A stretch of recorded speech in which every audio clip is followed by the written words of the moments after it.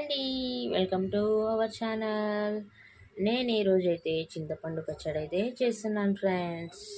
ఇలాంటి కర్రీస్ లేనప్పుడు ఇలా చేసుకొని తింటే పచ్చడి అయితే వేరే లెవెల్ టేస్ట్ ఉంటుంది అనమాట. బాగుంటుంది, అద్దరిపోతుంది ఫ్రెండ్స్. చూడండి, దీనికోసం అయితే చింతపండు వచ్చేసి ఒక 10-15 నిమిషాలు అయితే నానబెట్టి పెట్టుకున్నాను.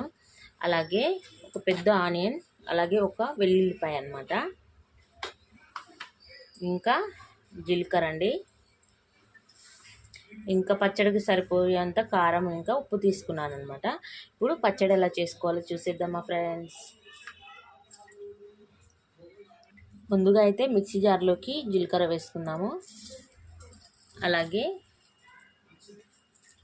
వెల్లుల్లిపాయలు, అలాగే నేను ముందు కట్ చేసి పెట్టుకున్న ఒక ఆనియన్ అండి. నేనైతే ఒక ఉల్లిపాయ తీసుకున్నాను అనమాట. పెద్ద పెద్ద ముక్కలుగా కట్ చేసి వేసేసుకోవాలి. ఇప్పుడు ఇవి కచ్చపచ్చగా గ్రైండ్ చేసేసుకుందాము. చూసారా, కచ్చపచ్చగా గ్రైండ్ చేసేసుకున్నాం కదా. ఇప్పుడు ఇందులో అయితే మనం నానబెట్టి పెట్టుకున్న చింతపండు అయితే యాడ్ చేస్తున్నానండి. ముందుగా నానబెట్టి పెట్టుకున్న చింతపండు, అలాగే కారం అన్నమాట,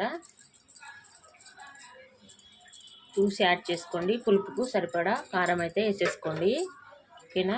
అలాగే సాల్ట్ అండి, కూడా చూసి వేసుకోవాలి సాల్ట్. ఇప్పుడు గ్రైండ్ చేసేసుకుందాం. చూడండి, గ్రైండ్ చేసిన పచ్చడి అనమాట. ఇది పక్కన పెట్టేసుకొని ఇప్పుడైతే పోపు అయితే ప్రిపేర్ చేసుకుందాం.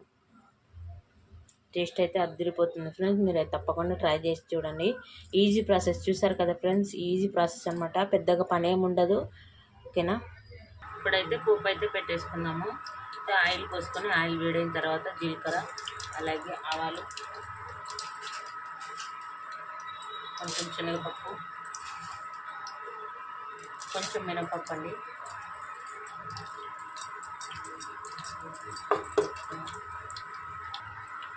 ఇప్పుడు ఎండుమిర్చి,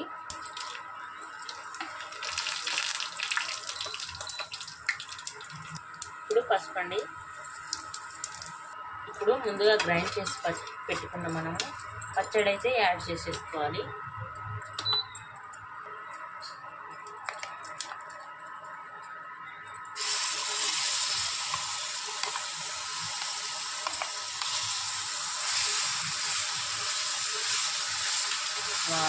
చూసారా, ఇలా కొంచెం సేపు ఆయిల్లోనే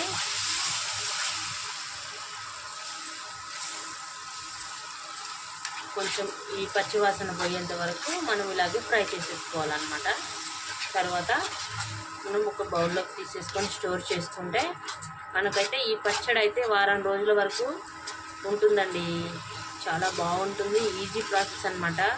మీకైతే నా చింతపండు పచ్చడి నచ్చినట్లయితే ప్లీజ్ లైక్ చేయండి. కొత్త వాళ్ళు అయితే సబ్స్క్రైబ్ చేసుకోండి. నా పచ్చడి ఎలా వచ్చిందో కామెంట్ చేయడం మాత్రం మర్చిపోవద్దు ఫ్రెండ్స్. ఓకే అండి, మరి bye. Thank you for watching.